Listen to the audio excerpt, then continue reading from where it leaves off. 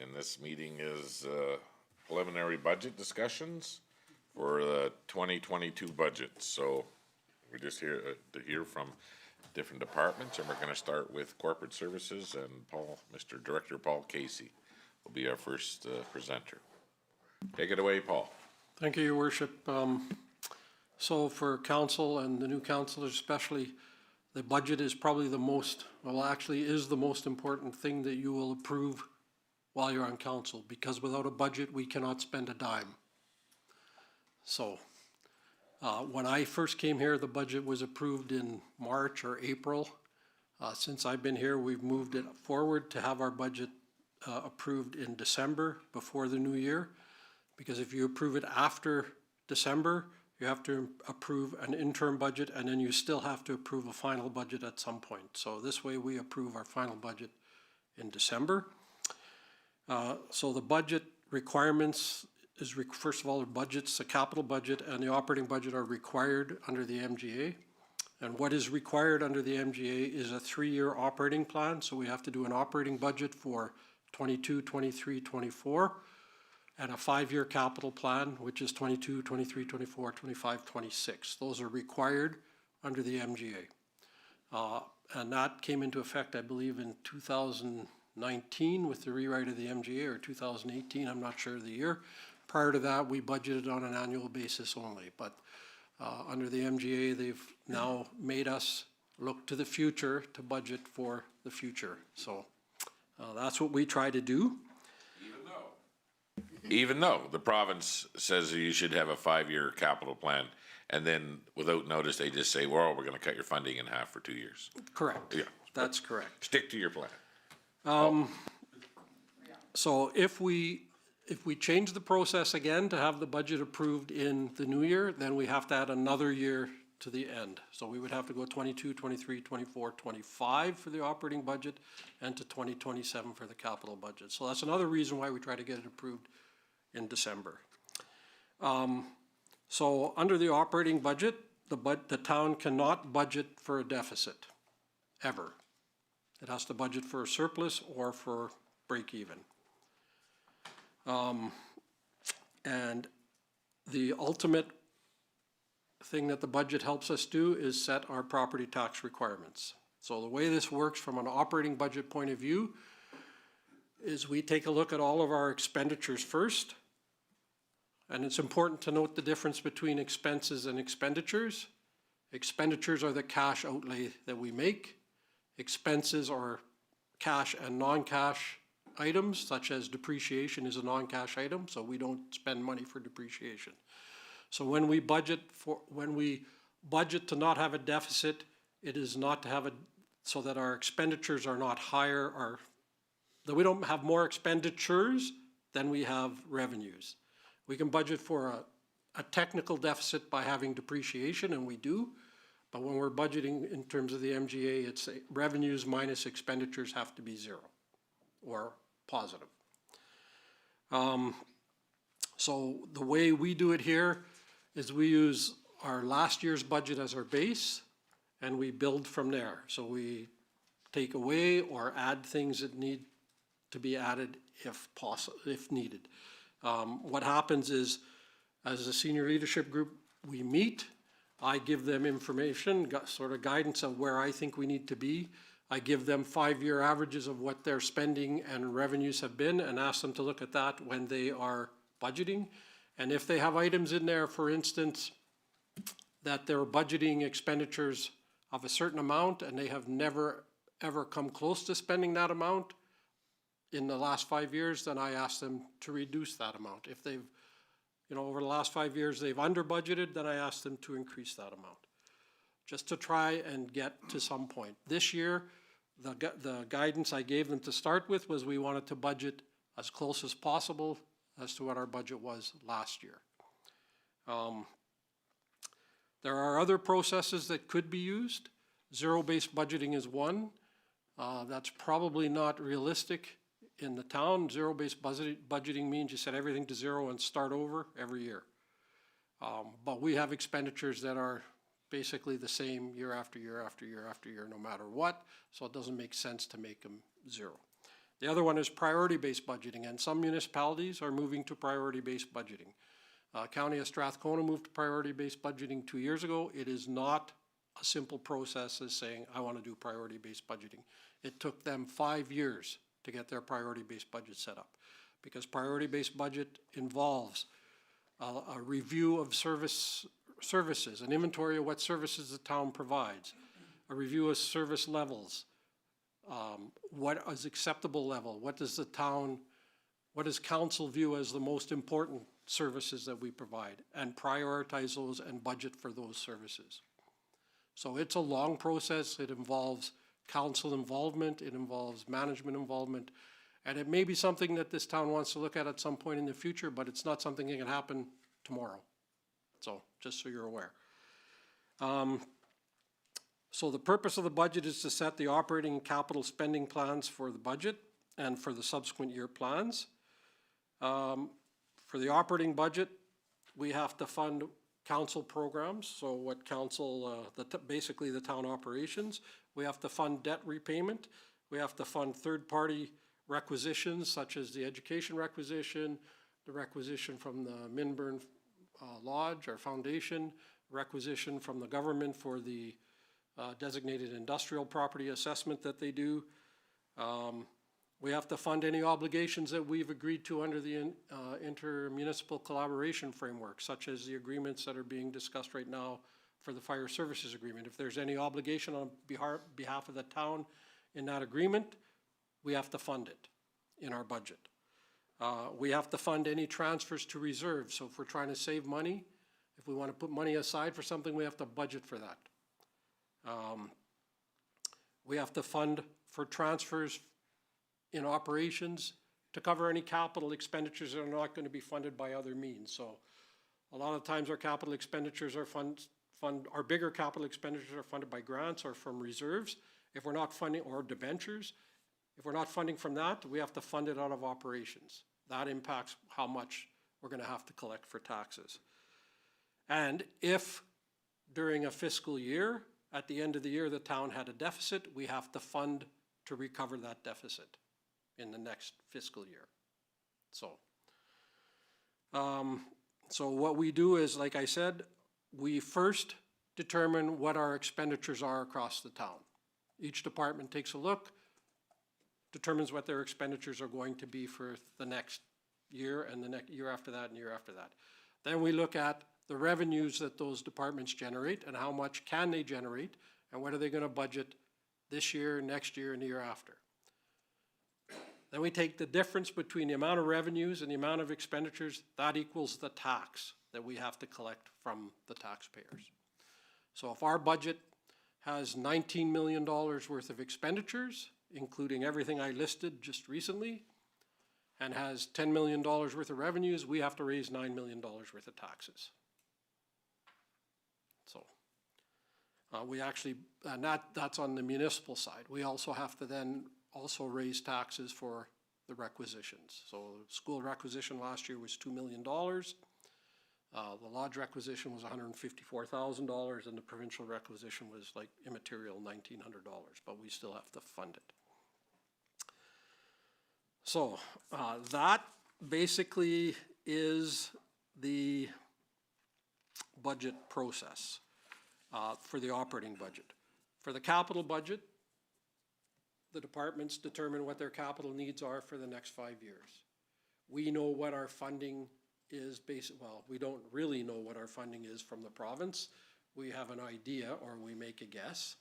And unfortunately this year, when we started the capital budget, I made a wrong guess, so we had to go back and make a whole bunch of changes, because in 2021, the province gave us $1.5 million under the Municipal Sustainability Initiative Grant, or MSI.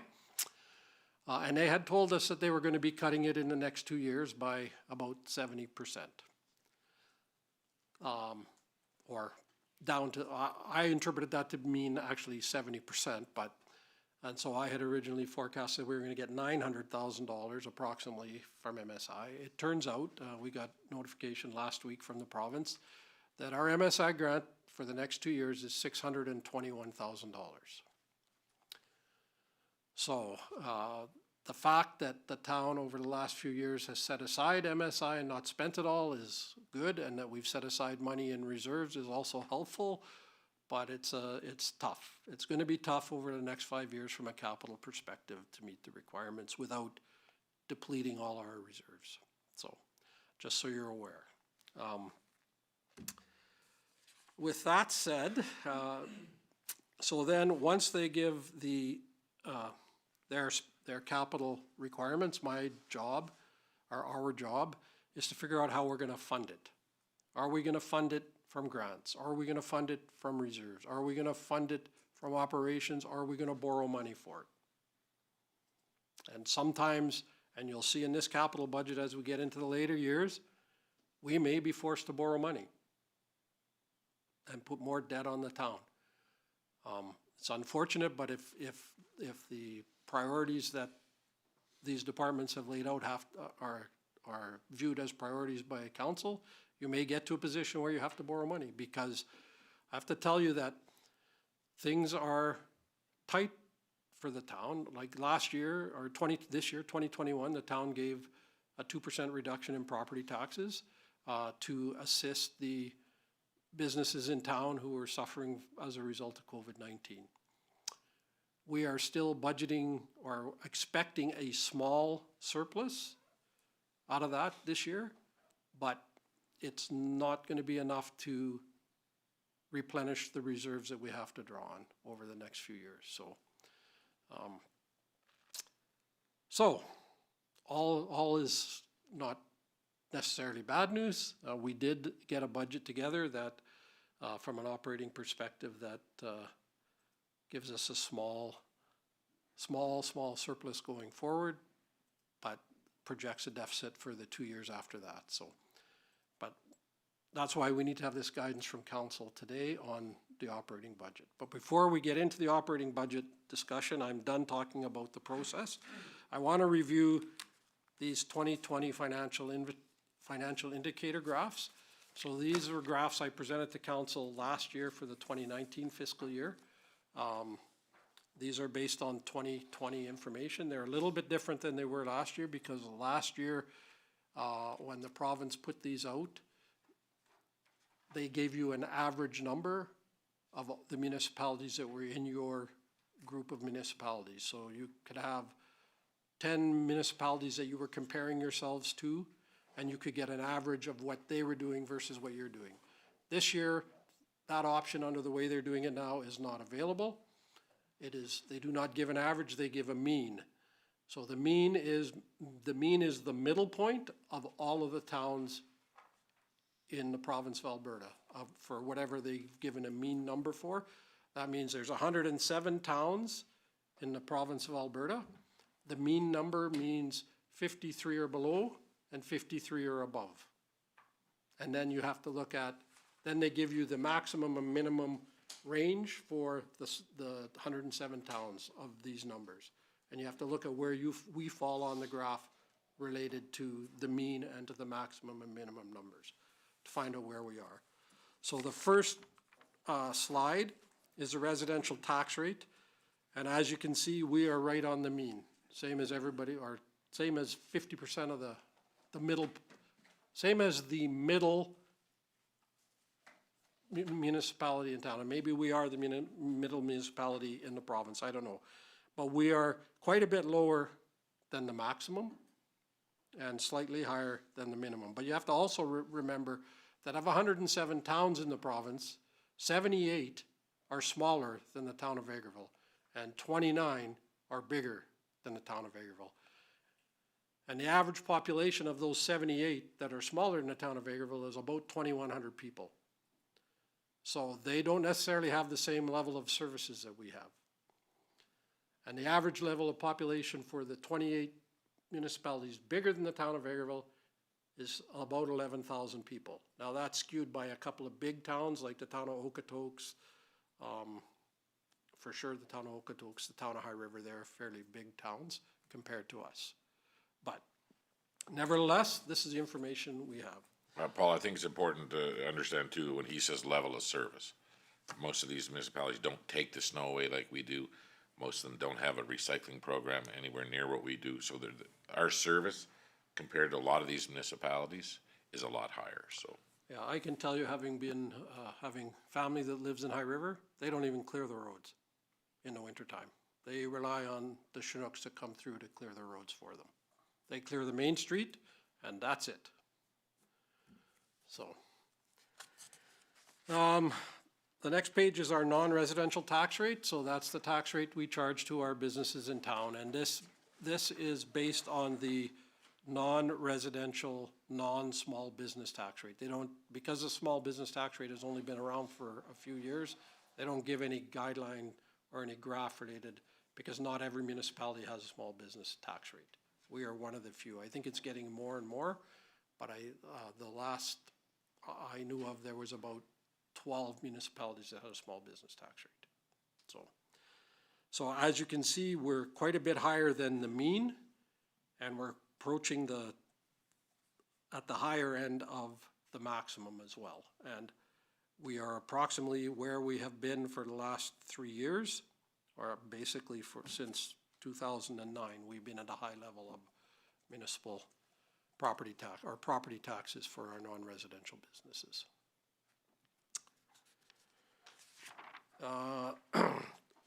The next slide is our net municipal property taxes per capita. So that's how much we collect for municipal purposes only, divided by our population. So in 2020, that was $1,642 per resident in the town of Vegreville, versus $1,628 the year before and $1,607 the year before that. So it has gone up from $1,193 in 2009 to $1,642. And as you can see, the mean number has also been climbing for all the other municipalities, but we are still at the top end of property taxes for the province, for all towns collected. The sales and usage charges per capita, we are approximately at the mean, at about $610 per person, or per resident of Vegreville is what we charge for user fees. So that's fees to use the recreation facilities, the arena, the swimming pool, the library, gymnasium, the landfill, all that stuff that we charge fees for. And then the next one is the government transfers for capita.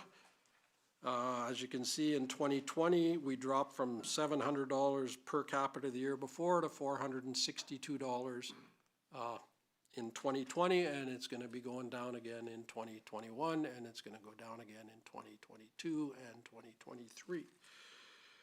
So we can no longer rely on government grants to help us do what we need to do, and that's why council in the last council in their term passed a reserve policy where we set aside money in reserves to be able to fund certain things, because we knew that this was coming. We didn't know the extent, how deep it was going to be, but we do now. Yes. Just a question. You see the graph at the high end is quite far.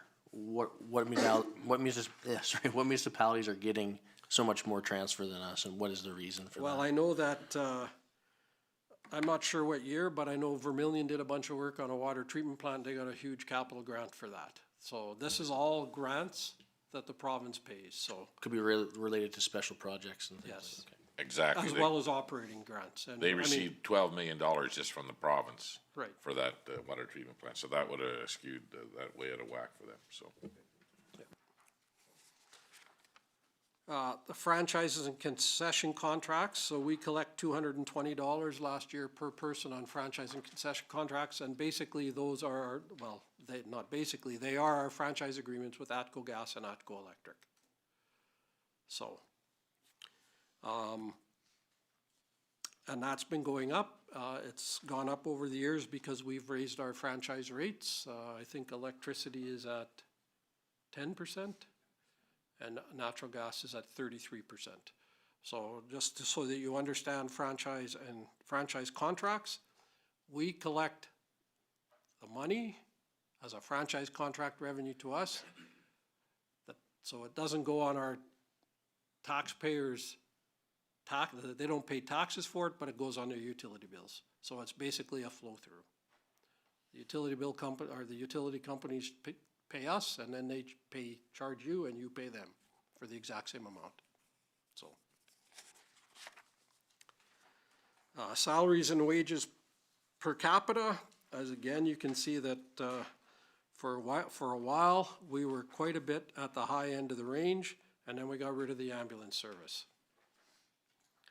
And then we started to go down, and then 2020 was basically shut down because of COVID, and so we saved a lot of money in salaries and wages because of temporary layoffs or not hiring positions because we didn't have the work for them to do, so.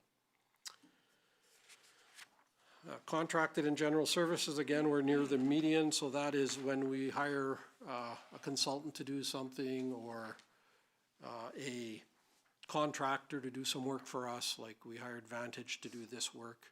That would be included in contracted and general services for 2021. So we are at the low end. We've fallen down. We were pretty much along the line of the median, and now we've fallen below, so we're not paying as much because I know facilities is doing more of their own work. They've hired electricians. They're trying to get more of that stuff. So a lot of the work, especially upstairs, that was done, with the exception of the lighting and the flooring, was done by our staff. So, materials, goods, and supplies per capita. Well, the cost of everything has been going up, and we've been spending more money on stuff. And it's hard to pinpoint any one department as spending more money because it's just spread across everywhere. I mean, you look at, a year ago, we were buying these things for $1,200. They are now $1,900 this year. So things have gone up significantly, especially in the electronic side. Interest in banking per capita, we pay $72 per capita for interest in banking. Now, interest includes our interest on our debentures. It's not, this isn't just the bank, our bank fees are about $25,000. Our interest costs are around $365,000 or $370,000 a year on our long-term debt that we have with the province. So that's included in this number. Long-term debt and the debt limit ratio. So the debt limit ratio, basically the debt limit ratio is calculated as total operating revenue times 1.25 is the amount of money that the province allows you to borrow, and then your ratio is reduced by the amount you've actually borrowed. So in our case, I think our debt limit ratio last year was $29 million. I don't have the numbers right in front of me, but close to that. And our debt that was outstanding was just over 12 million, so we have about $17 million that we could borrow against. But we're creeping up, and most of that is because of the RCMP detachment. And we have to realize that because other municipalities, the greater number of the municipalities that are in this study are law don't pay for their own policing, and they didn't have to go to debenture for a police station. So we would well be within the means or even below it if we weren't over the 5,000. So it's off when it comes per capita on this one, looking at this on the cost of the police stations. Yeah, so the next one is the long-term debt per capita. So that's how much money the town owes long-term. So that doesn't include what we have to pay in the next fiscal year, but it's what we have to pay for every year after that. And you can see that there's several points in time where it has gone up. It went up at one point because we borrowed money to do the North Parkway drainage. And then the last one, the big increases in 2018, 2019, and 2020 is because of the borrowings, which ended up being $6 million for the RCMP detachment, which under the contract with the RCMP, we had to build, unfortunately. General government per capita. So general government basically is the municipal expenses such as general administration, municipal council, and legislative functions divided by the population. So we're right in line with everybody, with the mean population, and we're at the lower end of the graph. So we're not bad in terms of general government. Protective services, we're approaching the mean in 2020, and again, that's come down quite a bit because the ambulance service is no longer part of the town of Vegreville. It's now run by Alberta Health Services. Recreation, we are slightly higher than the mean at $844 per capita, but we've been going up since 2009 quite steadily, but the mean has also been growing quite steadily as well. So it's possible that these municipalities that are of the smaller municipalities, they don't have as many parks and green spaces or arenas or curling rinks to look after that the town has to look after, so. Or pools, yeah. Environmental, or environment, that's basically water supply, distribution, wastewater treatment, and disposal and waste management. We're right in the mean. We're the same as just about everybody else in the province, so. And then transportation is how much we spend on roads, sidewalks, lighting, airport, public transfers, storm sewers, and drainage. And last year we were $824 per person, but that's going to fluctuate based on whatever capital works projects the town decides to undertake. And sometimes they're expensive and sometimes they're not as expensive. So that number is going to fluctuate all over the place, unfortunately. But over the next few years, with the limited amount of money coming from the provincial government, we're gonna be probably below the means here eventually, because just well, I guess the rest of the municipalities will be seeing a lot less too, but. Yeah. So, now I've given you all the depressing news. I have a couple of questions, Paul. Yeah. So basically, on most of these graphs, what we see, we can explain why we're a little bit higher because of the size of our municipality and the services we offer and the different types of buildings and recreation facilities that we offer compared to what most of the municipalities that are less than us. The part that we should all be concerned about is the non-residential tax and about our residential tax and where we fit into that. And we have to bring in some of the other things that I just brought up into that equation, why we are a little bit higher, but those are the concerning. And we've been focusing on for the last 4 years is the non-res tax, trying to get that lower for our small businesses, because we need to be very competitive when you're trying to attract businesses to your community, so. Yeah. So one of the services, for instance, that the town provides that a lot of municipalities don't provide, but they are provided in that municipality by a different group, is FCSS. In a lot of municipalities, FCSS is an organization by itself that the town contributes their 20% to. In our situation, FCSS is a part of the town and we contribute more than the 20% that is required. So that's one of the areas where, one of the services that we provide that some other, like even St. Paul, their FCSS is external of the town. So. And many of the FCSSs in different areas, the main hub to them is actually the county. And then they distribute it out. So that's another large portion of it, yeah. So, now I want to talk about guidance from the town. So the first thing I want to talk about is what is the town's tolerance for tax increases. Last year, like I said, we gave a 2% break. The year before, we had a 1% increase. 2019 was a 1% increase, and 2018 was a 2.97% increase. And what was the drop in the assessment last year overall? Overall, the assessment dropped about, just give me a second, I'm not exactly sure of the number, but I will have it for you in a minute.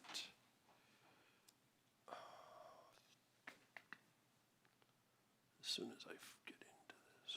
Just so everybody knows, the amount of tax we collect is based on the assessment of property. So when the assessment goes down, if we leave the tax rate where it's at, it means we're collecting less. Well, actually, the way it works, your worship, Well- is we set our budget. Our budget determines how much tax we collect. The assessment, if it goes down, it just means that our tax rate goes up to collect that amount of taxes. But it is a factor to consider for sure.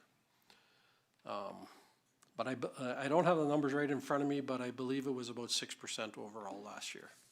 And talking with the assessor, just so we have this knowledge, we feel that we will at least stay where we're at in assessment, or does he see some increase? The information, the preliminary information I have is that we are virtually the same as last year, not including any new growth such as the new builds that are going on or renovations that are going on in town.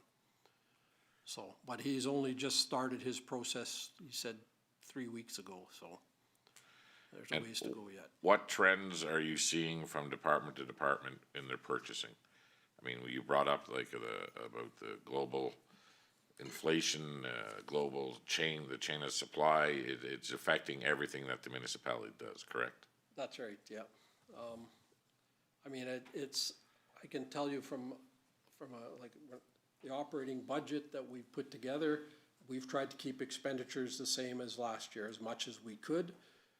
We've seen a decline in, like my department has gone down, but basically because we've combined one position, or two positions into one position.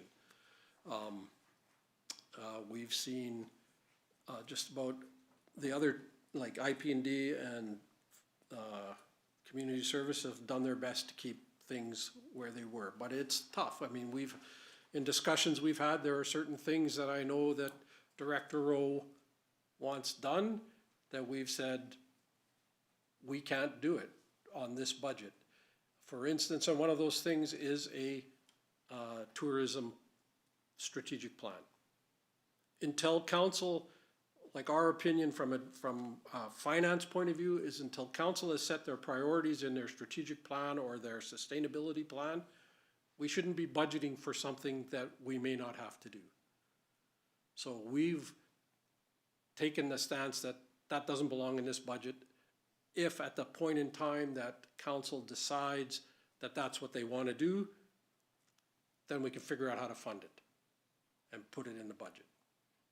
But we don't want to budget for things that may not happen. We want to budget, or we're trying to budget on what we know, not what we want or what we think we want. So what's gonna affect that is some, the data that's been provided for you. We know inflation rates are going up. We know that there was a 2% decrease in taxes last year. We also know that their staff in our organization hasn't had a raise for 3 years. And these are things that we need to take into account right now when we're given some direction for operations on how much the increase in a tax. I think we can all agree that there's no way that we're gonna be able to lower taxes this year, just based on the numbers that we're getting from the province. Even less than what we thought, is even less than half what we're expecting. So though, that's one key factor in this. Are we going to talk about a COLA, like an increase for the staff? Because that's very important. That was the next thing on my list. Oh. But we I can talk just- about it now. We can talk about it now Well, because because- it all boils Yeah. together, right? So as you said, in 2020, we had a 0% COLA. In 2021, we had a 0% COLA. Inflation, annualized inflation, as everybody maybe knows or doesn't know, is 4.4% at the end of September. Things are getting more expensive. You go to a grocery store and it's expensive. So since 2017, which was, just to give you, in 2017, we gave 1%, 2018, we gave 1%, in 2019, we gave 1.5%, and then the last 2 years was 0. But, and like I said, inflation's above 4.4%. So,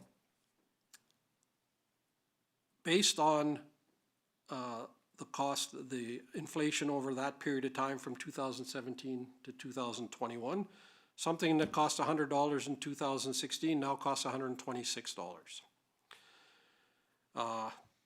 And COLA has gone up. Something that was $100 of pay in 2016 is now $108. So we've lost $18 there. So compensation rates have fallen about 17% behind relative to CPI. EI contributions have increased marginally by about $54 a year. But more importantly, CPP rates have increased and they continue to increase. And for anybody that makes over the maximum YMPE, which is the yearly maximum pensionable earnings set by CRA, which is about 40% of the staff in the town of Vegreville, they've lost $602 annually in their pay just to fund CPP. And on top of that, since 2016, the town has had surpluses totaling $4.9 million. And I can tell you that our employees, and this is are not, they are loath to go through another year with 0%. There are a lot of disgruntled people in this that work for this town. And one of the issues that the town has had in the past or recently, as you know, is we can't hire these managers because we don't pay them enough, so we make a unilateral change to the grid to increase salaries for those managers.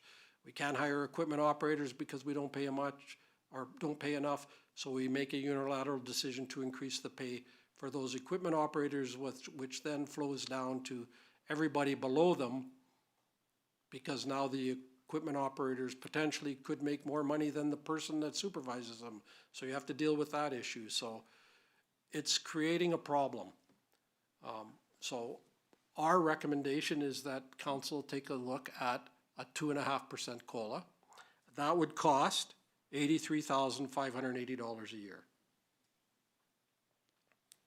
And 1% tax is about $91,000. So it's about 90% of 1% of the tax rate.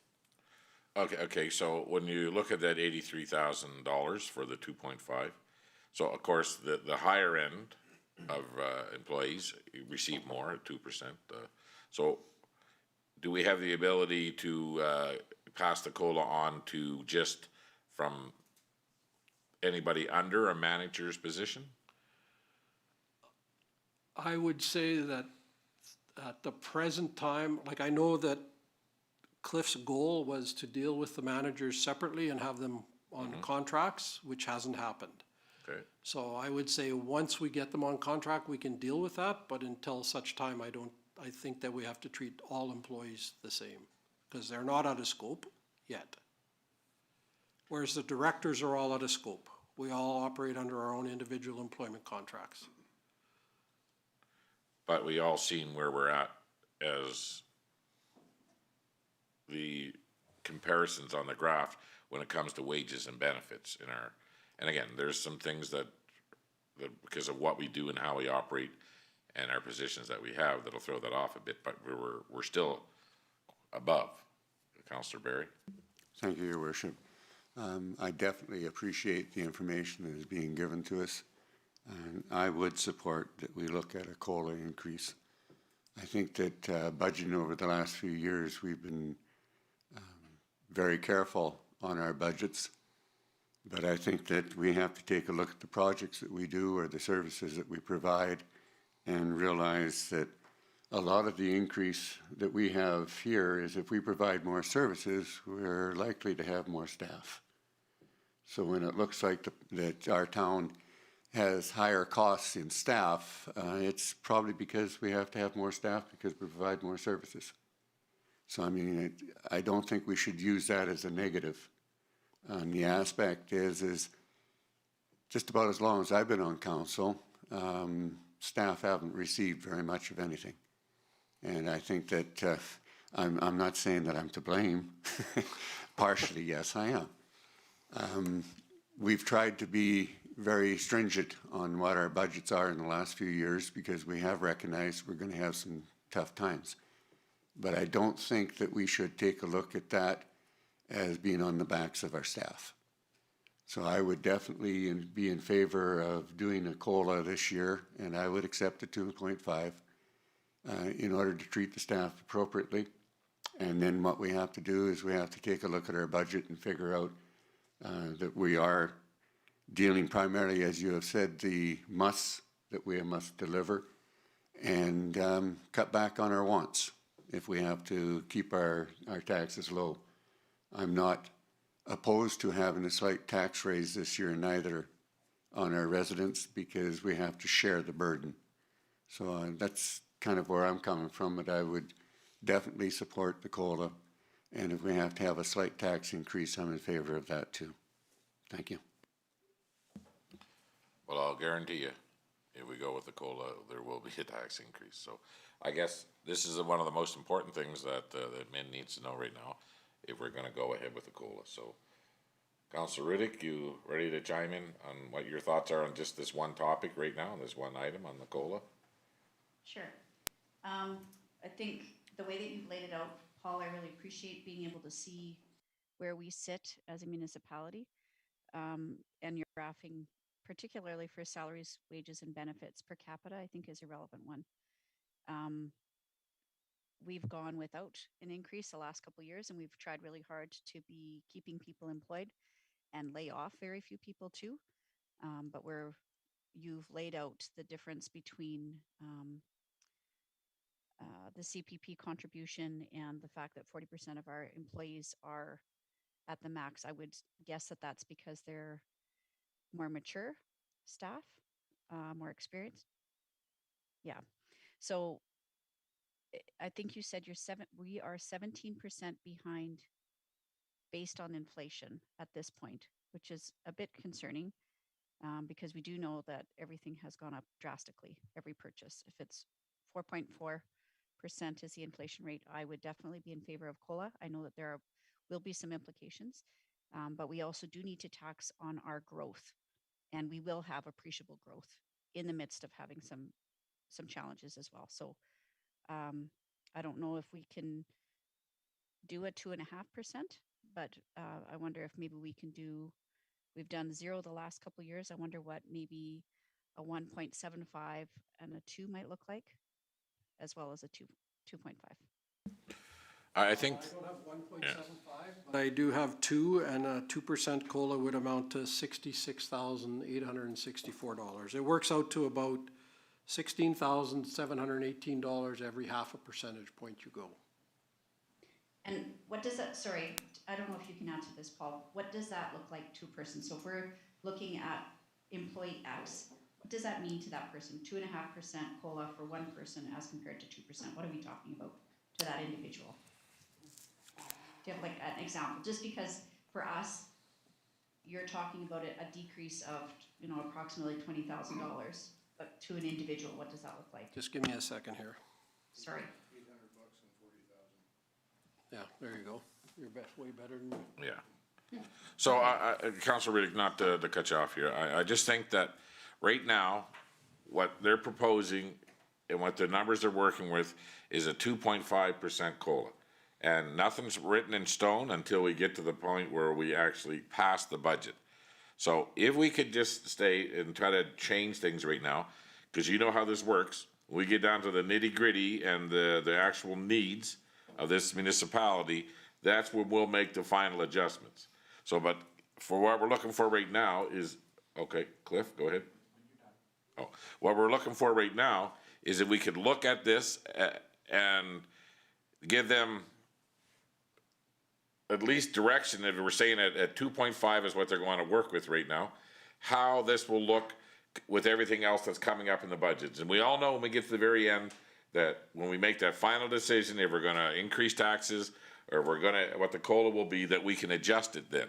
But if we can show, if we're going to support this right now, and at a 1% tax increase comes along with the 2.5, and then that'll give us some direction. So when the rest of the information is coming forward, that'll already be in the equation. Okay, that's good. And I just wanted to have an appreciable understanding of what that 2.5% COLA means to an individual as compared to us overall. Because again, like Councillor Barry said, we do have more staff doing more services. And as you said, we also have had no increases for the last couple of years. In fact, it's been a marginal increase over the last 5 years. So I would be in favor of an increase, maybe a little bit less, but I am in favor of an increase in the COLA. Okay, Cliff, you had a comment? Just to follow up on a comment, Councillor Rudick, is we have a number of people that are at the maximum on the salary grid, but that's a good thing because we also have very low staff turnover. So we have a number of long-term employees with the town. So the only adjustment they ever see is a COLA adjustment. So, and just to make it, Paul, can you just explain what that means? Is, let's say somebody is their 5th year, even without a COLA increase, they're expecting on their seniority to get a raise, correct? That's correct. They would move, if they were in their 5th year on the 5th level of the 8-level grid, then they would expect to move up to the 6th level. Which has already been approved by previous councils on those levels. So there is stages where all the employees get a raise based on their seniority in the department, in the organization. Plus, overall, everybody would get the COLA increase. Okay, so, well, Councillor Rudick's saying that for now, that leave the 2.5% increase in for the budgeting purposes, and we'll take a very look at the very end. So this will give direction. So we'll go to Councillor Lemko, your thoughts? Cut to the chase, I support a COLA increase, whatever that number looks like in the end, and well aware that the taxes will need to go up to facilitate this year's budget and that COLA increase. But I should have been asking as we're going forward here too, because Director Casey has asked, would we support a tax increase? So along with your views on the COLA, we know it's 1%. You, Councillor Berry, you said that you will support a tax increase. And do you have a ceiling on your tax increase that you'd be looking at? I'd probably be looking at it 2 to 3%. Okay. Councillor Lemko? Yeah, I would agree with that 2 to 3%, although once the budget's presented, we'll have a better idea of what that really looks like. Exactly. So I think that for all purposes, is if we're saying that we're going to look at a 2.5% COLA, in my mind that we should at least say that it's going to be a 2% tax increase, and that'll just give them some more direction. So, Councillor Riddick, would you agree that you would overall agree to a 2% tax increase this year? So for budgeting purposes, and when we get down to it, I know everybody's gonna fight for what they want and what they think the needs are, but for overall right now, for their planning moving forward, would you agree to that? Yes. Okay, thank you. Okay, we'll move to Councillor Curtis. Yeah, I'm on the same page as everybody else. I agree with that going forward until we see the end. Okay. Councillor Bullock. I can support going ahead with the increase, the COLA part of it, and the increase in tax. See what that looks like as it's hashed out in the end. How I feel, we're definitely gonna have to look at efficiencies though. If we're increasing COLA, we need to look at efficiencies for sure. You know, so I can support it in that way. We'll see how it hashes out in the end. But I want to make sure everybody knows we've got to look at efficiencies. Well, I can guarantee you that that's what we do all the time. And we've pulled apart every department and if there is anything that we can find this year, we'll definitely do it. There may have to be some cuts in some departments, and that's just the way it is. So, I mean, no matter what, we know where we're at provincially on our taxes, especially for non-res. For businesses, small business under 50, we're high again. And we've been working on that for years. So that's one part of our job, is to try to find efficiencies within each department.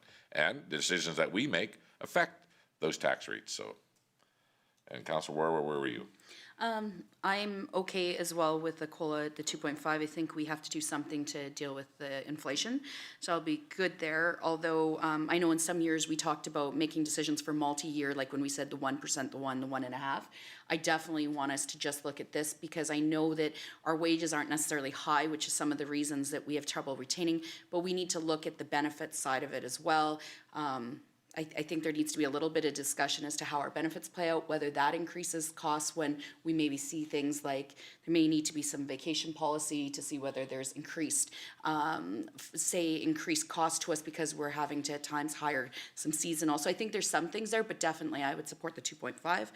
Also, I am okay, I hate to say this word because I don't like raising taxes, but I am okay in theory, looking at a 2 to 3%, only for this one simple reason.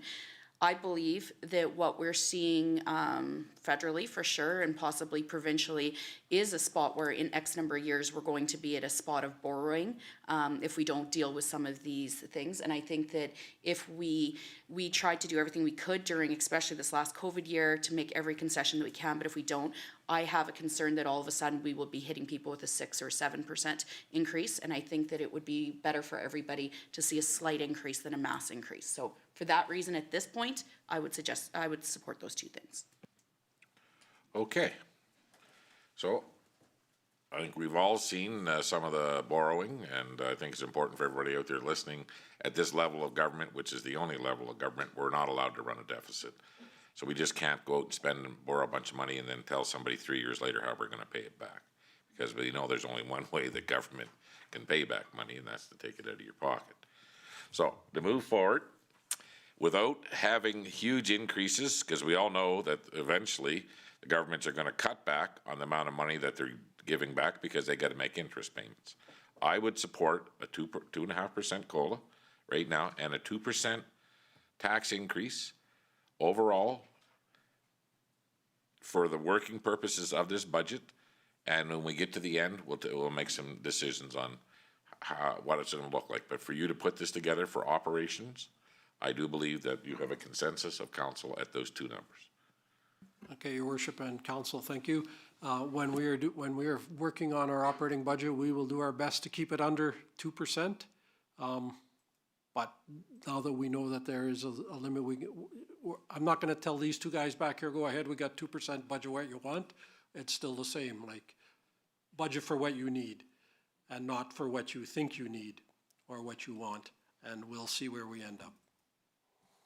But thank you.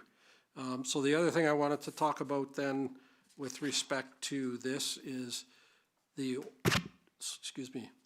transfers that we make on an annual basis to various organizations. So right now those typically are VTSS and Prairie Tales. So last year we gave VTSS $22,000.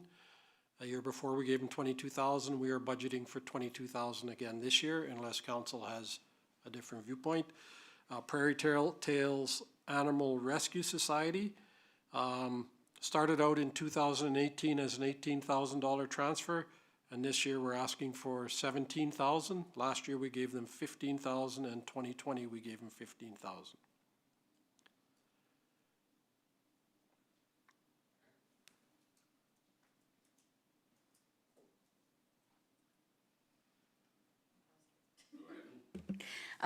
I would say with the VTSS, I would support keeping that number. And I am okay with the Prairie Tales. I just, for new council, did want to bring up that in one of the things with that is that we also had cost savings by them dealing with the job, because otherwise that was us dealing with it. So while it comes out as a grant, it also saved us, both resource and finance-wise. So I would be okay with those two. Okay, so I just want to bring up one thing with the VTSS. So there's been quite a bit of requests within the community from the doctors and the hospital and stuff about us to help provide a better service in town. And I know it's important to a lot of residents. And Paul, if we go ahead and put this in the budget and we make some decisions after we get board meetings and we have a little, where will we find some money to support an enhanced service if we were to help them? We'd have to take it out of reserves, right? We would have to take it out of reserve, or if it's after the budget is passed, we would have to take it out of reserves, yes. Okay. Okay, perfect. That's what I needed to know. So on these two items, Prairie Tales and VTSS, we'll go to Councillor Barry. What are your thoughts? Thank you, Your Worship. Yes, I think both of them are providing a good service to the community. Certainly, Vegreville Transportation Systems, they struggle to keep up with funding for the amount of service that they deliver, so I think we should continue to support them.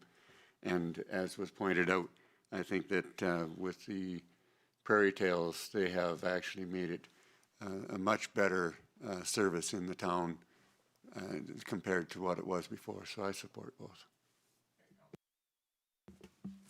I support both the VTSS and Prairie Tales Animal Society.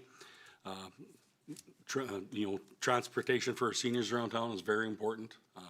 Sometimes you always hear that sometimes they couldn't have transportation at a certain time, so anytime they can get out there and do it, that's very important, so I do believe that should go forward for sure. Prairie Tales Animal Society, yes, I agree, they play a big part in this too. If it wasn't for them, our nuisance animal bylaw probably be used a lot more. So, it's very important that they both move ahead. Okay. Councillor Rudick. I think both services provide good value to the town, and I would support that amount of contribution. And just to let you know that I have been working with FCM staff to find grant funding that might be appropriate for us to be able to provide the type of transportation that you've spoken about in terms of an intra-municipal transportation for seniors and or residents. Great, thank you very much, and that will definitely be a discussion that we're gonna have as we move forward here as a council, how we can help support that with either grant or different levels of help from other governments. But Councillor Curtis, what are your thoughts on this too? I definitely know that VTSS has come up as a concern and a needed service, so I'm definitely in support of that. As far as Prairie Tales go, thank you, Councillor Barawa, because I was unaware that, them being a part of the community and doing what they do saves us resources and also some money. So I don't see a reason why not. So I'll be in favor of that. I guess the history, people don't understand, we used to do this all in-house, what Prairie Tales has taken on, and probably cost us a little more money with having overtime and stuff for our staff to go check on the animals and be there to meet and to put them into the shelters and stuff. So yeah, it's been a good service. Councillor Lemko? Yes, I'd like to just say that I'm encouraged by the discussion around the table with increasing the VTSS service, and and we'll advocate for that. I know it's been on our docket for 2-3 years to see if we can help our seniors in this community. I do support both initiatives there and I do believe that the work they do for us is very valuable. Okay, so you got the support you need on those two items, and Councillor Rorawa will be sitting on the FTSS board, and we'll get to work as soon as we get this budget passed and see what we can find to help make that a better service. So. Thank you, Your Worship. The last item to discuss is the funding for the library. So the library presented their budget on Monday, Tuesday, whatever day it was, Monday. Proposed for 2022, $246,229 contribution from the town. In 2018, we gave them $250,000, and same in 2019 and 20, and last year we cut it to $200,000. Now, whether that was because of COVID or whatever, we cut it to $200,000. My concern is that over the years, the library has not used all of the money we give them, and it goes into an operating reserve, which is now sitting at $129,102. So my recommendation is that if council is willing to give them either $200,000 or $246,000, that $129,000 of that funding should come out of this reserve, because it is money that we allocated to them that they didn't use. And so it's sitting in a reserve. And they apparently don't seem to have any urgency to use it up. And, I think it's a disservice to the taxpayers of the town to have this money sitting in reserve and fund the library to their full ask without using some of this reserve at least. So, Director Casey is being very blunt there, and in the past, what I've personally seen is when we collect money in a budget and in taxes, and it really doesn't go anywhere, it just goes to a surplus at the end. Well, is it really fair to the taxpayer to be putting money into a surplus from their own pocket? I mean, it comes down to it right now. that yes, where they're at with that surplus, and is it, should we actually ask the taxpayers to fund at $246,000, knowing that they already have operating money that's in a reserve? So keep that in mind. Now, I don't know if everybody's had enough time to consider what's going on, but we'll start with Councillor Barry. Thank you, Your Worship. And I noticed that as well when they were giving the presentation. I believe Northern Lights Library System managed to keep the levies to the town libraries this year at zero by taking monies from reserve and working on their budget in that aspect. I was surprised that a part of their funding for their expenses this year wasn't coming from their own reserves. And I do believe that our reduction last year was in response to that. I think that we were looking at that exactly, that a portion of the funding for their operation in that last year should have been coming from their reserves. So I would actually support that we should be taking a look at their reserves. I agree with His Worship when I don't think that we should be just taking and overtaxing our people, our citizens, to build reserves that we don't know why the reserve is sitting there. I don't think it's a targeted reserve. I think it's just a reserve. So I would be in favor of reducing their ask.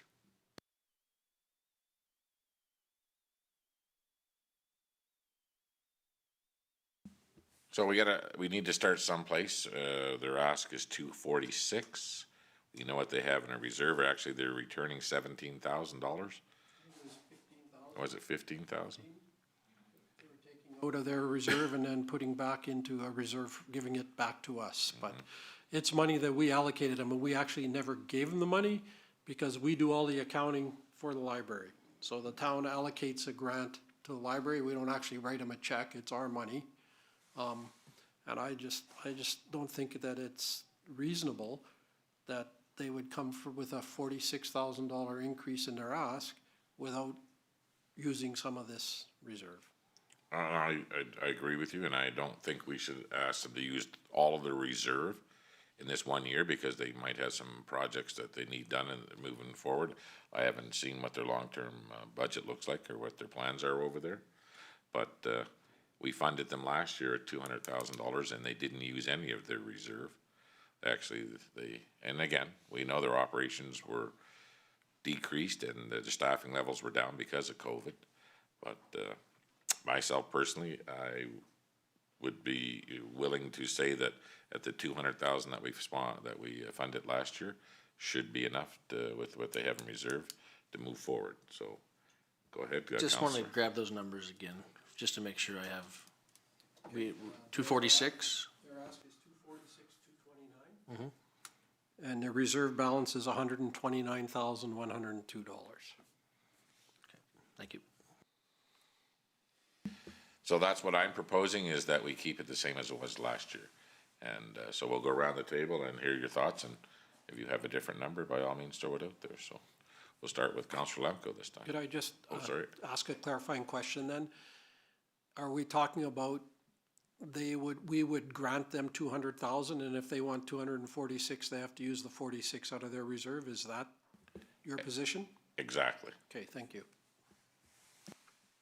Councillor Lemko. If I might just say to that, it's not our place to really tell them that. It would be their place to deduce that if they're only getting 200,000 from us, they either operate on 200,000 or take money from reserve. Yeah. But we can only approve in part or in whole their ask. We can't direct them how they spend it. Okay, well,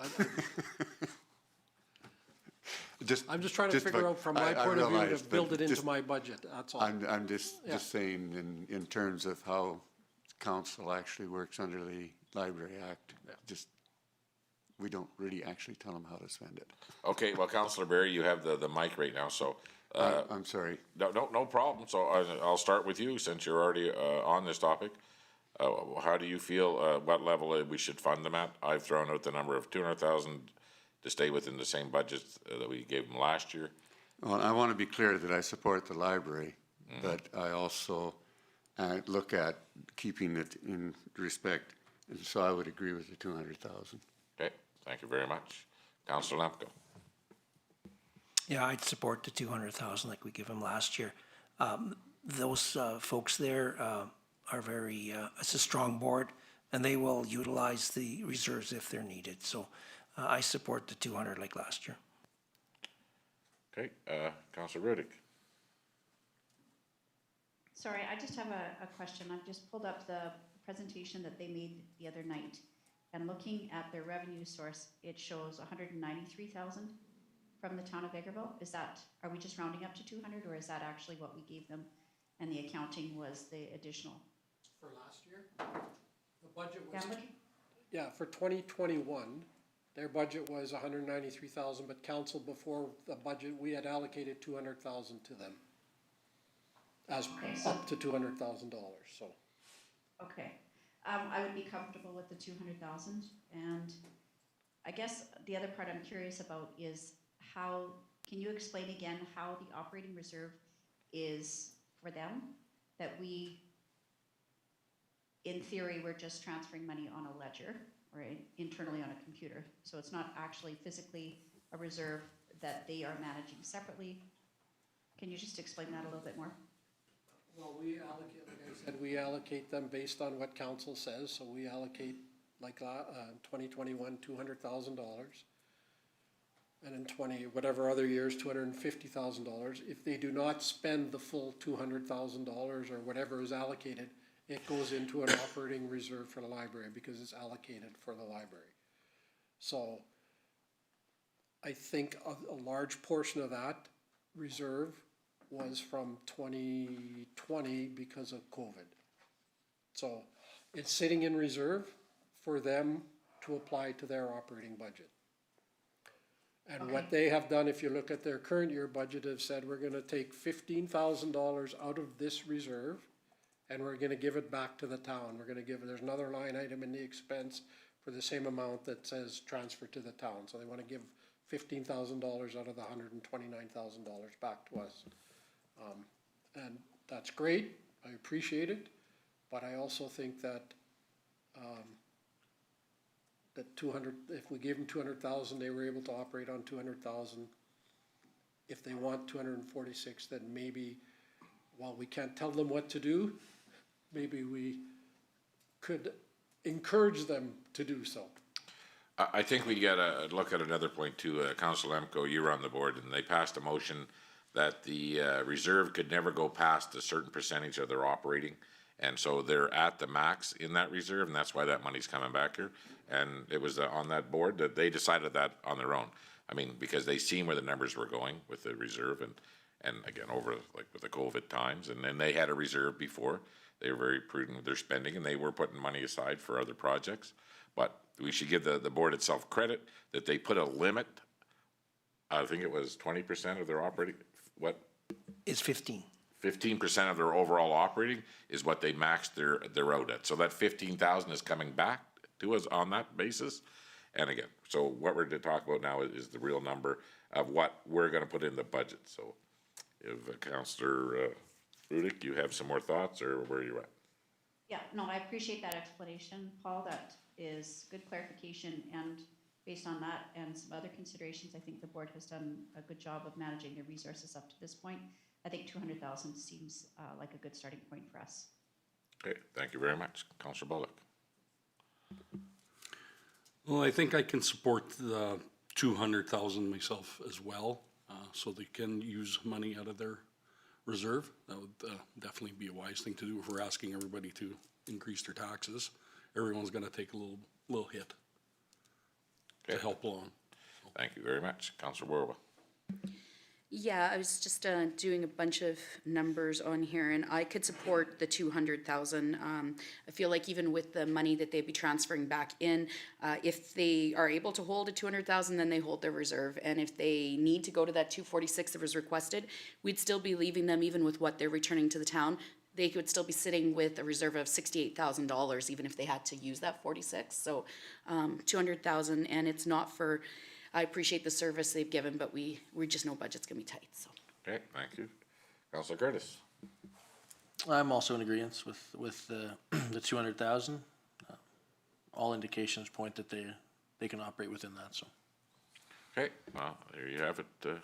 I'll agree that that's where we're gonna be, so we'll, again, for all those people on the library board or friends of the library that are sitting back there watching this on TV, this is not final. The numbers will be compiled at the end of the budget, and then there'll be notices sent out.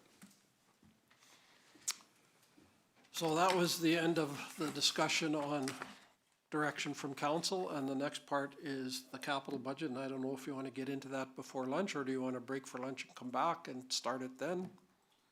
Well, we are getting close. We needed a break anyway.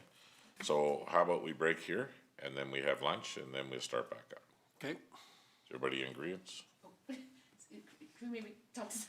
What? Lunch isn't here yet? Well, and that's fine. Be here like within about 10 minutes. Yeah, so if we get 10 minutes into the capital budget, and then or the operating budget, sorry. Capital budget. Capital budget, then it just doesn't make sense to stop in the 10 minutes in, so everybody can take a break, everybody can get to their phones, figure out where their emails are, finish that up right now, and then we'll all be concentrating after lunch. Thank you.